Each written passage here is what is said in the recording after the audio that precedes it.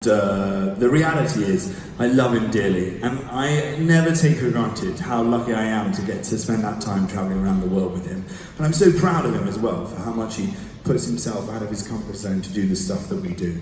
And I get to see whole new sides to my dad that I never thought that I would see. And that's not to say that on occasion, I haven't pushed him too far. And so I want to leave you with this story about the occasion when I did just that. And it was actually very traumatic at the time. It was something that we didn't feel like we could put in the show because it wound up with him collapsing and being rushed to hospital. But tragedy plus time equals comedy! So here goes.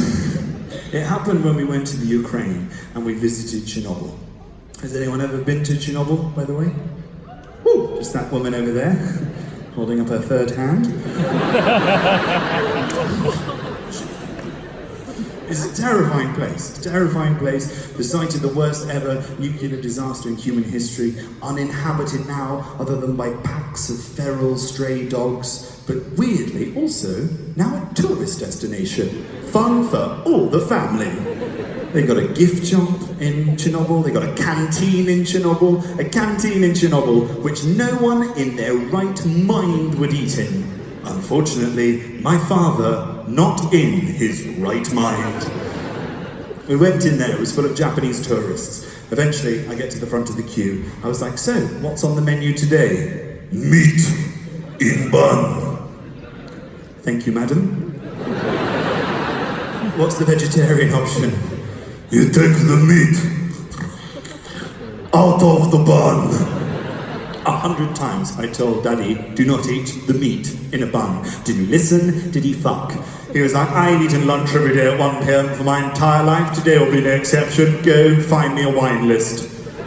A wine list? We're in a canteen in Chernobyl. There is no wine list. Even if there was, I don't think that's a wine list you'd want to go anywhere near.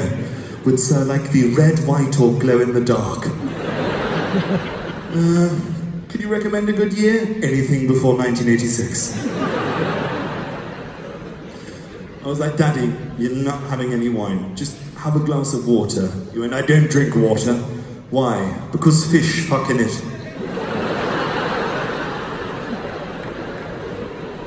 So he doesn't drink any water. He eats the mystery meat in a bun. Cut to 45 minutes later, we are in a van. We are with our camera crew. We are driving past the exclusion zone towards Pripyat into the deserted woodlands, the most toxic and radioactive place on Earth. When all of a sudden, my father turns to me and whispers in my ear, Jack, I need the toilet. I turn to look at him and he does not look in a good way.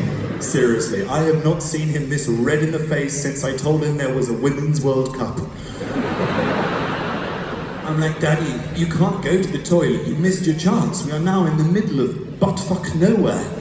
He grabbed my arm and in a voice that sounded like he had been possessed by a demon, he goes, Stop this man!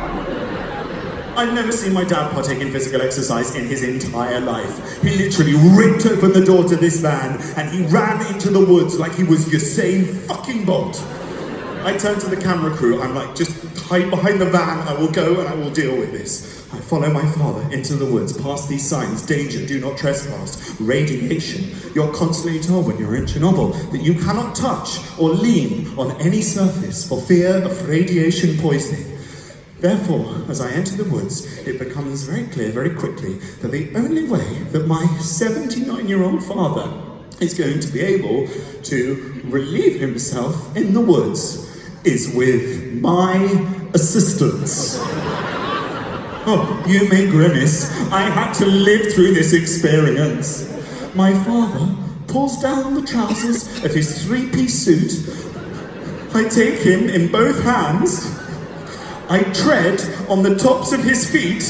And at the same time, we both start to slowly lean back. Like we're doing some horrible tantric yoga pose. I can't look at him. I have to go to a happy place. I start humming a tune. I'm broken from my happy place by the sound of barking. I open my eyes. One of these feral radioactive dogs is advancing towards my father's arse, thinking, lunchtime. I'm trying to scare this thing away. I'm like, shoo, please just leave us alone. My dad's shouting as well, this is so fucking undignified. I think it's when the coachload of Japanese tourists drove past that I must have gone into a fugue state. That is not a side of my father that I want to see. The next thing that I remember is walking towards this van, thinking I'm never going to be able to look Daddy in the eye ever again. I call the camera crew out from their hiding place. First comes our director, then our cameraman. The third person to emerge was Mark, our sound engineer. He also had a haunted look on his face. It's at that point that I realized that throughout the entire ordeal in the woods, we had been wearing microphones. Then, as if it couldn't get any worse, the crunch of tires on gravel, an armoured vehicle pulls up. And from that armoured vehicle emerge 3 armed members of the Ukrainian military police. They assess the scene. They see my father's ashen face. They see the signs that we have completely ignored. And they see the site of Chernobyl's second worst ever nuclear fallout. They do not look best pleased. It's at that point that I think quickly and I intervene. I'm like, gentlemen, before you say anything, can I just point out that I have read all of the signs here and nowhere can I see one that says, would you please refrain from entering the woods with active diarrhea?